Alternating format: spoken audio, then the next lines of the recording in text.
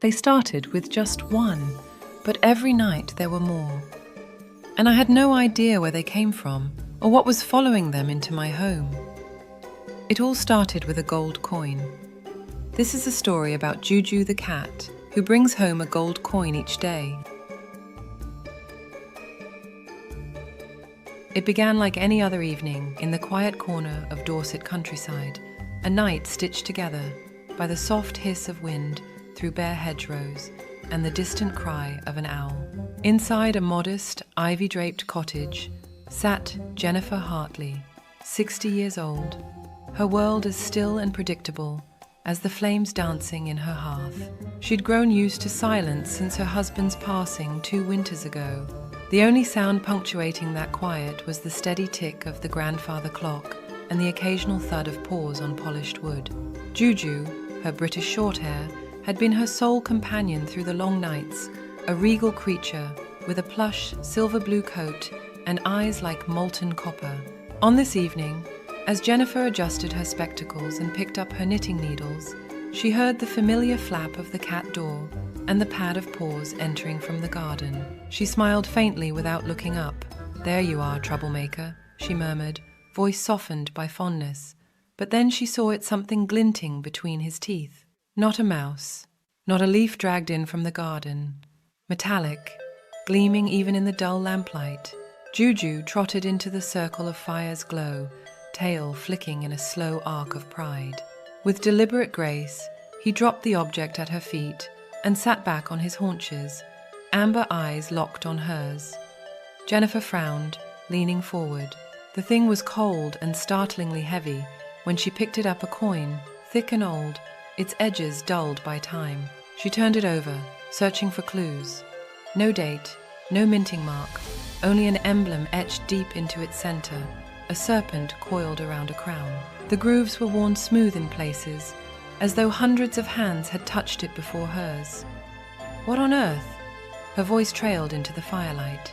Juju blinked slowly, his gaze unreadable, then began to wash his paws with maddening calm, as if presenting her with treasure was a trivial affair. Jennifer set the coin on the mantel and tried to laugh, telling herself it was some odd trinket, perhaps dropped by a hiker on the trail that skirted the back garden. But when Juju returned the next day with another coin, and the day after that with a third, the quiet certainties of her life began to crack. By the 5th day, the linen napkin on her kitchen table bore a glittering hoard of 5 identical coins, each one an enigma. And in the hush between tick and tock of the grandfather clock, Jennifer asked the question that would change everything. Where was he getting them? The 5th coin sat on the table like a sullen guest, catching the watery light of a grey morning. Jennifer stared at it, chin propped on her hand, steam curling from her untouched tea. Her laptop lay open beside her, pages of search results glowing across the screen. Antique gold coin serpent emblem, British treasure 19th century, shipwreck coins, UK. Search after search yielded little more than whispers, myths, and maritime tragedies, ghost stories dressed up as history. But one name threaded through the digital haze: the Aurelia, a merchant ship, lost in 1887. Last seen off the Cornish coast before vanishing into a storm. Its cargo? Gold bullion, trade coins, and 4 sealed chests bound for a royal commission. None of it recovered. Jennifer's pulse skittered as she read the brittle words of an archive newspaper. Some say the sea claimed her, others that the Aurelia simply disappeared, as though the ocean had swallowed her whole. She leaned back, throat dry. The idea was absurd. She lived 30 miles from the coast. And yet, as her gaze slid to the coins, doubt seeped in like a draft under the door. A muffled thud jolted her. She spun in her chair. Juju sat by the back door, tail curling like smoke. At his feet lay another coin, this one slick with mud. Jennifer knelt, her knees protesting, and lifted it carefully. Damp earth clung to the grooves of the serpent emblem. Her breath feathered the air. "You've been digging." The cat stared at her, unblinking. Then, with an almost theatrical slowness, he turned his head toward the dark pane of the window, where the garden ended and the forest began. Jennifer followed his gaze. The trees loomed like sentinels against a bruised sky, their spidery branches shivering in the wind. Something shifted inside her, an unease that tasted of rust and rain. The days slipped by in a blur of obsession. Jennifer scoured maritime records, pored over leather-bound ledgers at the village library, her fingertips smudged with the ghosts of old ink. Every scrap of knowledge seemed to draw her closer to something vast and nameless. One entry in a rotting logbook snagged her breath. The Aurelia crew unaccounted for. Cargo, 17 crates, gold coin, 4 locked chests. Destination, undisclosed. The librarian, a stooped man with a voice like dry paper, peered over his spectacles. "Curious case, that one," he murmured. "Some say the ship never sank, just vanished." Jennifer closed the book with trembling hands. As she walked home under a lid of pewter sky, a thought coiled in her mind like smoke. If the Aurelia never reached shore, how had its treasure surfaced here miles inland, buried in a wood no map ever named? That night, sleep scattered like frightened birds. She tossed beneath her quilt, the silence broken only by the relentless tick of the grandfather clock, until it stopped. At 3:17 a.m., the sound ceased as though strangled mid-breath. A hush fell, thick as velvet. Then came a scrape, faint, from downstairs. Jennifer slid from bed, heart a snared bird in her chest. She crept to the landing, breath-trembling clouds in the icy air. Below, a sliver of moonlight spilled across the hall, and there sat Juju, his fur puffed, eyes twin embers in the dark. Between his paws gleamed another coin. Morning brought no comfort. The coins lay in their silent heap, their serpent emblems catching the pale sun like slitted eyes. Jennifer brewed tea with hands that shook more than age could excuse. Strange things had begun to ripple through her once orderly world. The mirror above the mantel cracked without warning, a jagged wound across its silver skin. The grandfather clock resumed ticking at dawn, its pendulum swaying as if nothing had happened. And always the sense of being watched, a pressure in the walls like held breath. Juju grew restless, pacing from window to window, tail lashing in mute agitation. Sometimes he froze, ears pricked toward the forest, as though listening to something Jennifer could not hear. By evening, resolve coiled tight in her gut. She slipped on her wool coat, pocketed a flashlight, and when Juju slunk to the door, casting her that look half invitation, half command, Jennifer followed him into the teeth of the night. The wind tasted of iron, the forest loomed ahead, its branches clawing at the bruised sky, and somewhere in the darkness, something waited, something that wanted her to find it. The garden gate whispered shut behind her, its rusted hinges sighing like an old ghost. Jennifer gripped the flashlight so tightly her knuckles whitened, its pale beam slicing a narrow wound through the dark. Ahead, Juju glided soundlessly down the overgrown path, his silver fur a phantom shimmer in the gloom. The air changed the moment she stepped under the first arching limbs of the forest. It pressed close, thick and damp, tasting of moss and secrets. Leaves whispered in a wind she couldn't feel. "Juju," she called softly, voice brittle as frost. "Where are you taking me?" The cat paused at a fork in the path, copper eyes glinting like embers. Then, without a sound, he veered left into a tunnel of trees that seemed to pulse with shadow. Jennifer followed, breath-ragged, boots sinking into loam. Her flashlight's beam caught shards of movement, the pale gleam of fungi, a broken bird's wing, roots curling like knotted fingers. She kept glancing over her shoulder, half expecting to see another shape flitting through the dark. They walked for what felt like hours, the hush broken only by the soft crunch of leaves beneath her boots. And once, a sound that didn't belong, a whisper, thin as silk. "Turn back." Jennifer froze. The word melted into the wind, so faint she could have imagined it. But when she swung the light in a frantic arc, the trees only stared back, mute and endless. Juju hissed low in his throat, fur rippling along his spine. Then he darted ahead, tail a silver slash in the dark. "Wait!" Jennifer stumbled after him, heart hammering a frantic drumbeat. Branches clawed at her coat, their twigs scoring white scratches against the wool.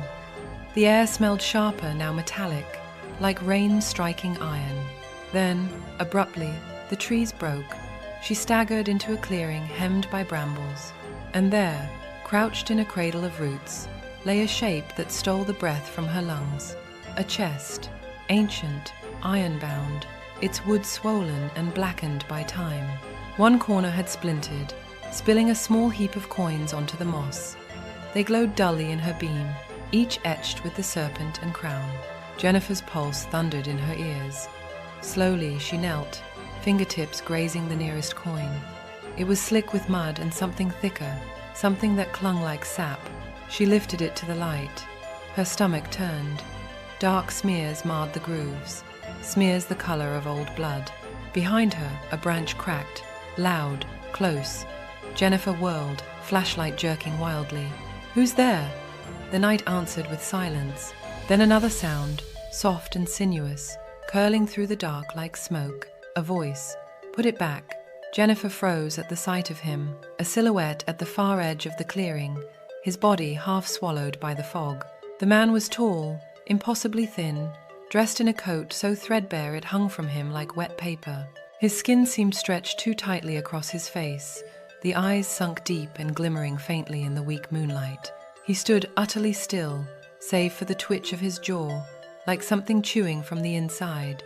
The air around him seemed to bend, muffling the wind. "You shouldn't have taken it," he rasped, voice low, almost swallowed by the forest. It was meant to stay where it was. Jennifer's grip tightened on the coin in her pocket. "Who are you?" she demanded, though her voice betrayed her with a tremor. "The one who's been watching," he said. "The one who knows what follows the gold." Before she could reply, Juju padded between them, fur bristling, a low growl rumbling deep in his throat. The man's lips curled in what might have been a smile or a grimace. His gaze flicked once to Juju, a flash of recognition there, as if seeing an old accomplice. "She's coming for it," he said, his voice breaking into a whisper. "And she'll want more than the coin." Then, without a sound, he stepped backward into the mist and was gone. The next morning, Jennifer found a new coin on her doormat. Her heart pounded as she crouched to pick it up. Same size, same weight, same coiled serpent and crown engraving.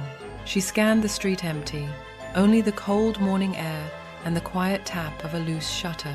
When Juju returned that evening, there was another coin, this time dropped at her feet, warm as though it had just been held.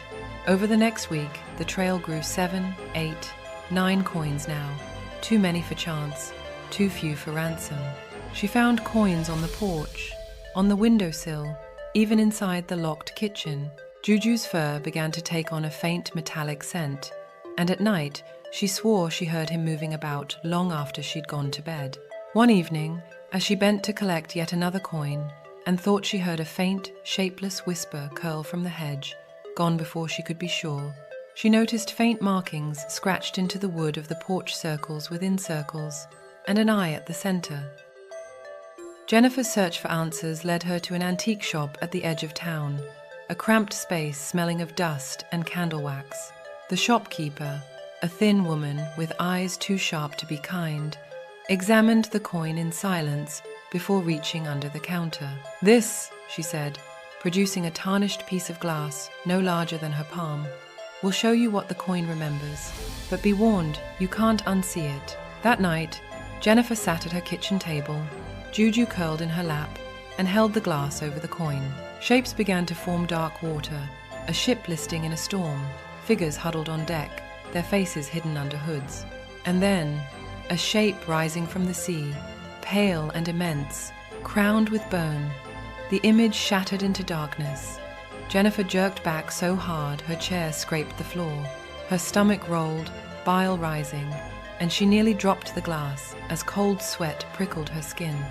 Jennifer's hands shook so violently she almost dropped the glass. 3 nights later, the scratching began. At first, she thought it was Juju wanting to be let in, but when she opened the door, he was already inside, sitting in the hallway, staring toward the entrance with unblinking eyes. The scratching grew louder, sharper, until it sounded like claws on wood. A voice whispered through the keyhole, low, feminine, and impossibly cold. "Give it back." Jennifer slammed the deadbolt and stepped away. Juju leapt from the floor to the windowsill, tail lashing, gaze fixed on the dark beyond the glass. The following evening, she found the back door ajar. The lock hung twisted, splintered as if something had forced its way in. Her kitchen smelled of salt water and rotting wood. On the table, arranged in a perfect circle, lay every coin Juju had brought her, their surfaces gleaming wetly in the dim light. Juju crouched beside them, ears flat, and hissed as Jennifer entered. His pupils were wide, his body taut. She gathered the coins into a box, her breath coming in short bursts. As she closed the lid, a low hum seemed to vibrate through the air. That night, the fog rolled in thick and fast, smothering the street. Jennifer woke to the sound of shattering glass downstairs. For one wild moment, she considered calling the police, but the phone in her hand was dead, black screen staring back at her. She grabbed the box of coins and Juju, shoving them both into her coat, and ran. Shapes moved in the fog, tall, thin, loping with unnatural speed. She sprinted toward the woods, her breath burning in her lungs, Juju clinging to her shoulder. The shapes followed, whispering in voices that slid under her skin. At the clearing, the ground gave way beneath her feet, and she fell to her knees before the moss-covered mound where she'd first seen Juju drop a coin.